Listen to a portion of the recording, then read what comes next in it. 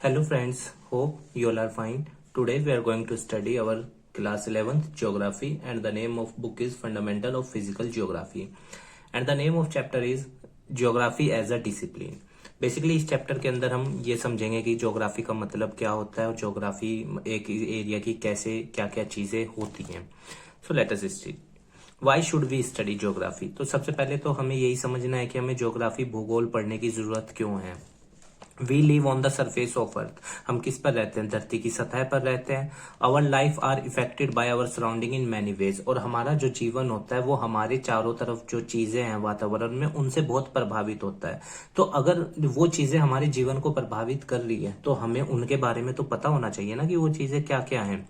तो वो सब चीजों की जब हम स्टडी करते हैं तो वो हम ज्योग्राफी में ही पढ़ते हैं. We depend on the resources to sustain our self in the surrounding areas. और हम अपने जीवन को चलाने के लिए किस पे निर्भर होते हैं, जो संसाधन हमारे चारों तरफ अवेलेबल हैं उन पर.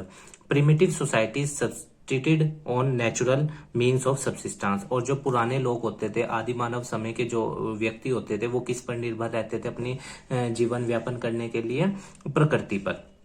आज भी आप देख लो बहुत सारे ट्राइबल्स जो पीपल हैं वो फॉरेस्ट पर ही डिपेंड है अपनी लिविंग के लिए. To know about all the phenomena which vary over space. तो इन सब चीजों को समझने के लिए या इन सब चीजों में टाइम टू टाइम जो परिवर्तन आया उन सबको समझने के लिए हम किसको पढ़ते हैं, ज्योग्राफी को. Further to investigate into the cause is responsible for creating such variation over time and space. और कैसे वो परिवर्तन आया है, कौन से वो फैक्टर्स हैं जो हमारी सराउंडिंग्स में परिवर्तन आ रहा है जो हमारे जीवन को प्रभावित करते हैं, उनके बारे में भी हम भूगोल के अंदर, ज्योग्राफी के अंदर पढ़ते हैं. To understand the globe converted into a maps and have a visual sense of the earth of surface, earth surface. और हम ग्लोब को कैसे हमने मैप्स के रूप में कन्वर्ट किया या मैप के जरिए हम कैसे धरती को समझते हैं, वो सब भी हम ज्योग्राफी के अंदर ही पढ़ते हैं. क्योंकि आप जानते हो मैप का सारा पोर्शन किस में आता है, ज्योग्राफी में ही आता है. तो what is geography. Geography is the description of earth. Geography के अंदर हम किसके बारे में पढ़ते हैं, धरती के बारे में. As the earth has variation in its physical social cultural features too. Physical मतलब कि कहीं पे क्लाइमेट कैसा है, कहीं पे कुछ और है, कहीं पे मिट्टी का रंग कुछ और है. जैसे डेक्कन प्लेट्यू में इंडिया में ब्लैक सोयल है, नॉर्दर्न प्लेन्स में एलुवियल सोयल है. सोशल फैक्टर भी अलग अलग है, कहीं पे लोगों का रहना खाने का तरीका अलग है और कहीं पे कुछ और है. वहीं आप साउदर्न इंडिया में चले जाओ तो लोगों के फूड्स अलग है, नॉर्थ ईस्ट में चले जाओ वहां पे अलग है, नॉर्दर्न इंडिया में अलग है. कल्चरल फीचर्स भी लोगों के अलग अलग हैं, मान्यताएं भी अलग अलग हैं. The term geography was first coined by Eratosthenes, a Greek scholar, 276 से लेके 194 बीसी तक.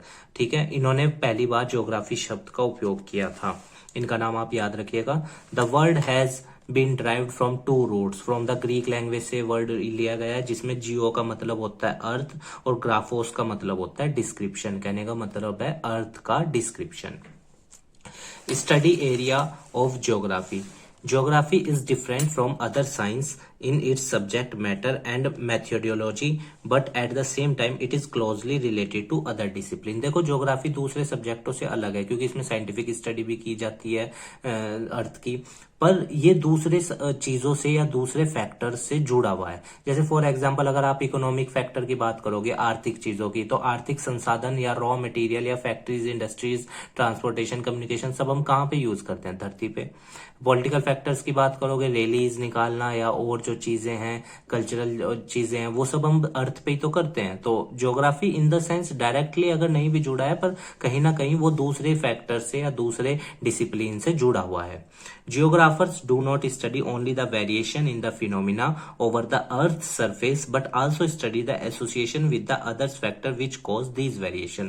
तो जो जियोग्राफर होते हैं, जो भूगोल की स्टडी करते हैं, वो लोग सिर्फ जो धरती पे परिवर्तन आ रहे हैं उसके बारे में तो स्टडी करते ही हैं, साथ में उसके अलावा वो उन कारणों पे भी स्टडी करते हैं जिसकी वजह से धरती में परिवर्तन आ रहा है. फॉर एग्जाम्पल मान लो अगर हम कह रहे हैं कि भाई सॉइल की फर्टिलिटी जा रही है, ज्योग्राफी का कंसेप्ट है, और धरती को मतलब लैंड पोल्यूशन हो रहा है, तो जो ज्योग्राफर होगा वो उन फैक्टर्स की भी स्टडी करेगा कि ये हो किस वजह से रहा है और इसके होने से क्या क्या चेंजेस आएंगे एटमॉस्फेयर में या प्राकृतिक चीजों में.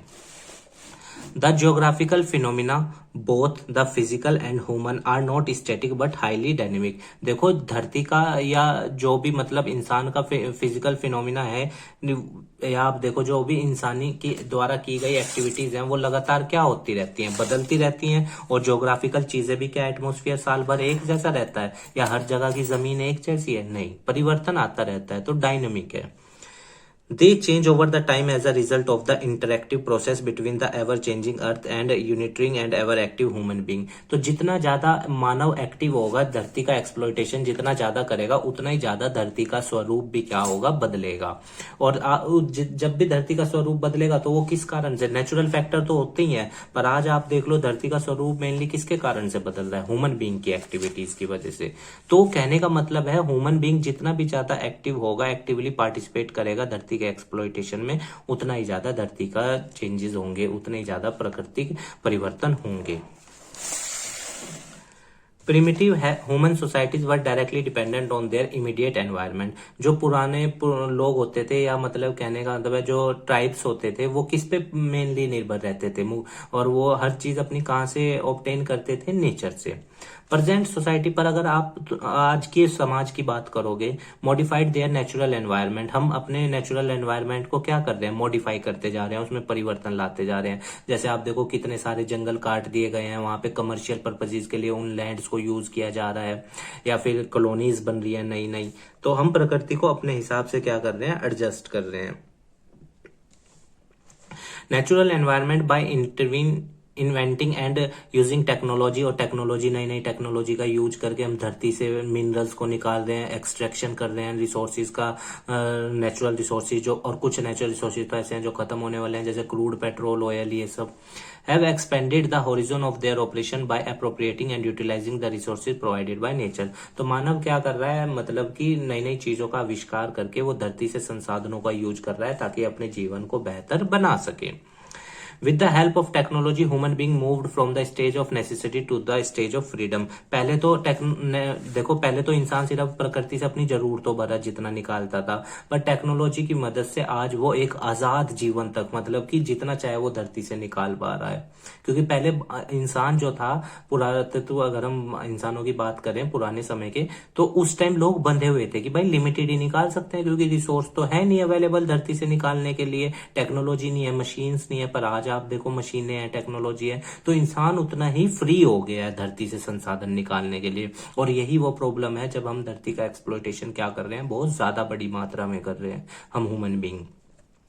एज अ सोशल डिसिप्लिन, अगर आप इसको ज्योग्राफी को एक सामाजिक कंसेप्ट में समझेंगे, geography study the spatial organisation and spatial integration. समाज से तो सीधे तौर पे जुड़ा हुआ है, क्योंकि समाज के अंदर हम व्यक्ति तो आते हैं, हम व्यक्तियों से मिलकर समाज बनता है, और हम लोग अपनी हर जरूरत के लिए किस पे निर्भर हैं, प्रकृति पे निर्भर हैं। तो जितनी भी चीजें अगर प्राकृतिक चेंजेस हो रहे हैं तो वो डायरेक्ट या इनडायरेक्टली सोशल लाइफ को इफेक्ट करेंगे ही करेंगे। Geography as a discipline is concerned with 3 sets of question। तो 3 क्वेश्चंस हैं, जैसे some questions are related to identification of the pattern of natural and cultural features as found over the surface of the earth। they are the questions about what। कई बार क्या होता है, कुछ cultural activities ऐसी होती हैं जिसमें हम नेचुरल रिसोर्सेज को क्या करते हैं, एक्सप्लॉइट करते हैं, या जो चीजों में मतलब कि कुछ पैटर्न ऐसे होते हैं जो नेचर के द्वारा होते हैं, पर कल्चरल पैटर्न की वजह से हम उसमें परिवर्तन लाए हैं। तो जब हम कल्चरल पैटर्न की वजह से नेचुरल पैटर्न में परिवर्तन लाएंगे तो फिर क्या होगा, ज्योग्राफी में भी परिवर्तन आएगा। Some questions are related to the distribution of the natural and human cultural features over the surface of earth। These are questions about where। For example, जैसे धरती पे कहीं पे सुंदर, मतलब कि कुछ एस्थेटिक सर्विस दे रही है धरती हमें कहीं पे, मतलब ब्यूटी, जैसे लोग घूमने जाते हैं, तो अगर हम कल्चरल फीचर की वजह से उस एरिया में कुछ चेंजेस लाते हैं तो वो भी ज्योग्राफिकल चीजों में क्या होता है, परिवर्तन को लेकर आता है। The third question is related to the explanation or the causal relationship between features and the process and phenomena। This aspect of the geography is related to the question and why। तो तीसरा जो question arise होता है कई बार क्या होता है कि देखो कैजुअल रिलेशनशिप, अगर हम धरती के फीचर्स के बारे में पढ़ेंगे, जो भी धरती हमें देती है, और धरती का प्रोसेस क्या है, और उसका फिनोमिना क्या है। तो तीनों के बीच में ये एक दूसरे से क्या है, इंटरलिंक्ड है, और अगर एक में भी परिवर्तन आता है तो दूसरे फैक्टर में परिवर्तन आएगा, जिसकी वजह से ज्योग्राफी में चेंज आएगा ही आएगा। Geography as an integrating discipline, हम इसको एक इंटीग्रेटेड डिसिप्लिन के रूप में भी पढ़ सकते हैं, पॉलिटिकल साइंस से जोड़ के, सोशल साइंस से जोड़ के, इकोनॉमिक्स से जोड़ के। Geography as an integrating discipline has interfere with numerous natural and social sciences. तो नेचुरल और सोशल साइंसेज दोनों में ही क्या होता है, ये एक दूसरे के साथ कोरिलेट करके पढ़ा जा सकता है। Geography not only take note of the differences in the phenomena from place to place but integrate them holistically which may be different at other place। तो क्या होता है, देखो हर जगह पे अंतर मिलेगा आपको, कहीं पे कुछ नेचुरल रिसोर्स मिलेंगे, कहीं पे कुछ और। जैसे फॉर एग्जांपल अगर आप कर्नाटक चले जाओगे कोलार में, तो वहां आपको गोल्ड मिल जाएगा, पन्ना मध्य प्रदेश में आपको डायमंड है मिलने का संभावना है, और झारखंड और में आपको कोयले की संभावना है। तो इस तरह से मिट्टी के वेरिएशंस हैं। तो पर अगर हम एक कंसेप्ट में देखेंगे, ये सब क्या है, एक दूसरे से भिन्न है, क्योंकि ज्योग्राफी के अंदर एरिया एक जगह का एक जैसा नहीं होता, क्लाइमेटिक कंडीशंस हर जगह की अलग होती हैं, तो उसकी वजह से नेचुरल रिसोर्सेज में वेरिएशंस भी आती हैं। कई बार वेरिएशन नेचुरल रिसोर्सेज में ह्यूमन बीइंग के इंटरवेंशन की वजह से भी आ जाती है। फॉर एग्जांपल अगर एक्सेस लेवल पे पोल्यूशन हो रहा है, तो उसकी वजह से टेरिटोरियल प्लांट्स को या इन सब चीजों को क्या होगा, नुकसान पहुंचेगा। ज्योग्राफी इन्फ्लुएंस हिस्टोरिकल इवेंट्स में भी ज्योग्राफी इन्फ्लुएंस करती है। जैसे हम कहते हैं कि भाई ये वाली घटना उस जगह पर हुई थी, तो हम उस जगह को जब बोलते हैं तो हम ज्योग्राफी को ही तो इंडिकेट कर रहे हैं, उस एरिया की। In tradition warfare countries with large size in area gain time at cost of space.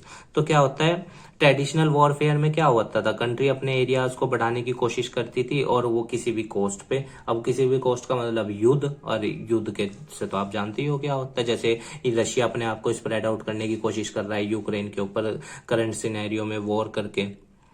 In India Himalayas have acted as great barrier. Himalaya हमारे लिए बहुत इंपॉर्टेंट है, क्यों, क्योंकि आप जानते हो हिमालय हमें एक तो कोल्ड आइसी विंड, जो जिन्हें हम ब्लिजर्ड बोलते हैं, उनसे बचाता है, और दूसरी बात नेचुरल रिसोर्सेज भी हमें बहुत बड़ी मात्रा में देता है।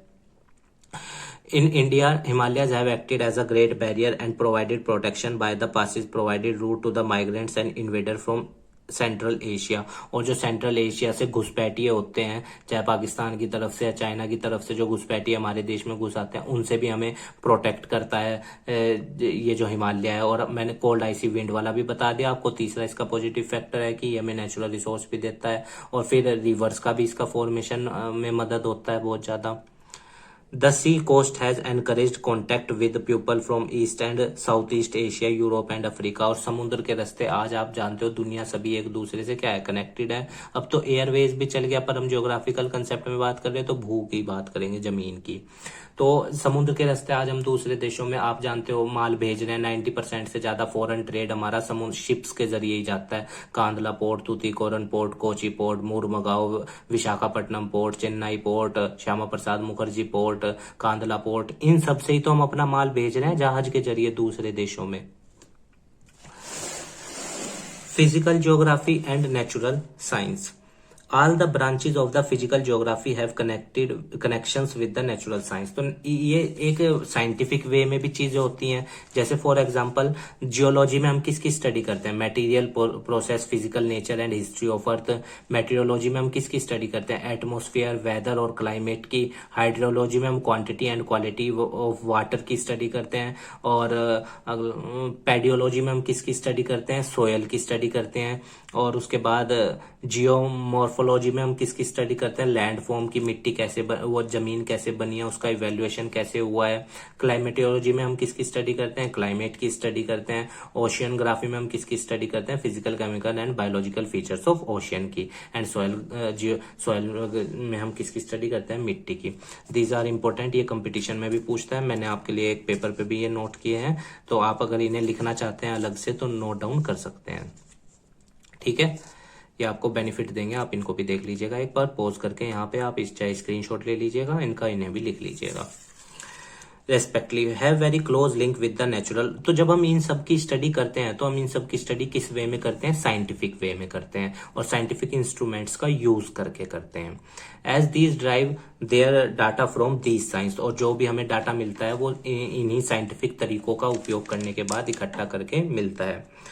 Biogeography is closely related to the, और जब हम बायोजियोग्राफी की बात करते हैं तो उसमें हम किसकी स्टडी करते हैं, प्लांट की, ठीक है ना। बॉटनी में हम प्लांट की स्टडी करते हैं, geology as well as ecology में हम अर्थ की स्टडी करते हैं, या जो हमारे ये पेड़ पौधे हैं इन सब की। Human being are located in different locational niche, क्योंकि आप जानते हो कि हर जगह ह्यूमन बीइंग की स्ट्रक्चर भी अलग अलग है और वे ऑफ लिविंग भी अलग है, और हर जगह पेड़ पौधे भी अलग है, मिट्टी भी अलग है।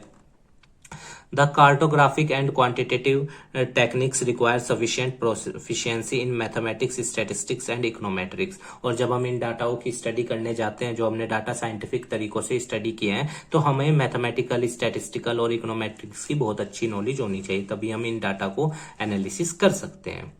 ज्योग्राफी एंड सोशल साइंस, अब देखिए बहुत सारे आईआईटीज में डिसिप्लिनरी कोर्स भी हैं इन पे, तो जियोलॉजी पे पीएचडी हैं और बॉटनी पे पीएचडी हैं, इस सब चीजों पे। The history of geographical thought as mother branch of geography, geographical जब भी इंसान ने भू के बारे में सोचा है, भूमि के बारे में सोचा है, तो वही ज्योग्राफी का ही कंसेप्ट वहां से ओरिजिनेट हुआ है।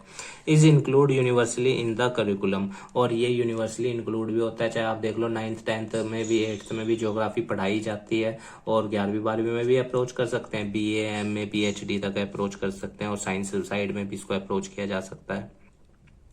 All the social science discipline, social science सामाजिक विज्ञान में आप देख लो, सोशियोलॉजी की आप जब स्टडी करोगे समाज की, तब भूमि के बारे में ही पढ़ना पड़ेगा, क्योंकि डायरेक्टली भूमि तो सोसाइटी से जुड़ी हुई है। पॉलिटिकल साइंस की स्टडी करोगे तब आपको ज्योग्राफी के बारे में पढ़ना पड़ेगा। इकोनॉमिक्स की स्टडी करोगे, संसाधनों के बारे में पढ़ोगे, तो संसाधन तो धरती से ही मिलते हैं तब। और डेमोग्राफी बोलते हैं पॉपुलेशन की स्टडी, तो पॉपुलेशन की जब स्टडी करोगे तब भी हमें इसको पढ़ना ही पड़ेगा, ठीक है।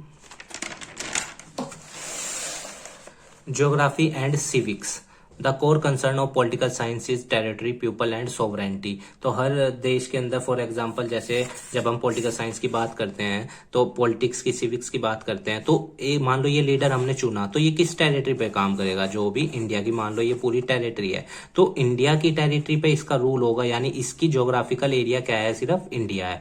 अगर मान लो ये वाला एरिया है चाइना का या पाकिस्तान का, तो यहाँ पे कोई और होगा। तो पॉलिटिक्स के अंदर भी ज्योग्राफी इन्वॉल्व होती है कि भाई ये लीडर चुना गया है, इसके हिस्से में सिर्फ ये टेरिटरी आती है।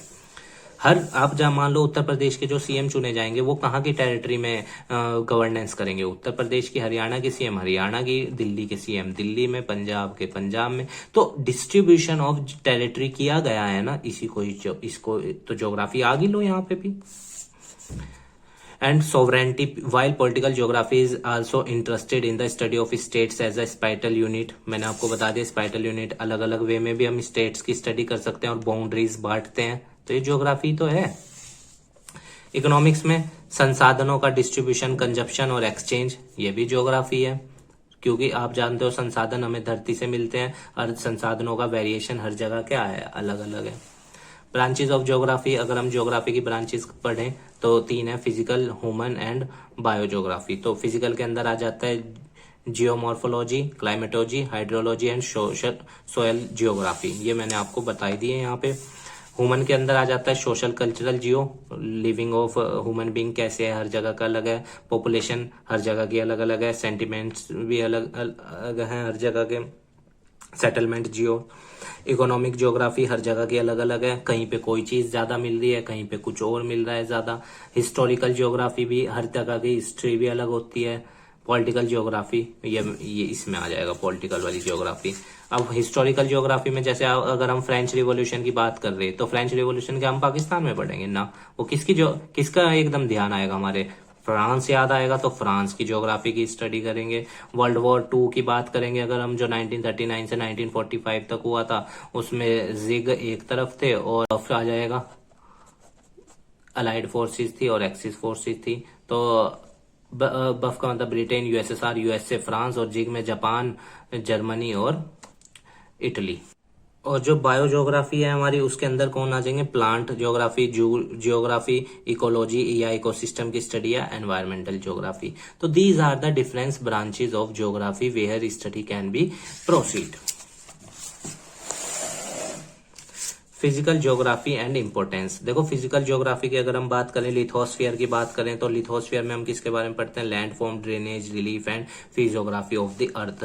एटमॉस्फेयर की बात करें तो हम किसके बारे में पढ़ते हैं, क्लाइमेट, टेम्परेचर, प्रेशर, विंड, जैसे ह्यूमिडिटी ऑफ विंड किससे मापी जाती है, हाइग्रोमीटर से, और विंड की स्पीड या विंड वेन से मापी जाती है। टेम्परेचर के लिए थर्मामीटर, ये सब चीजें।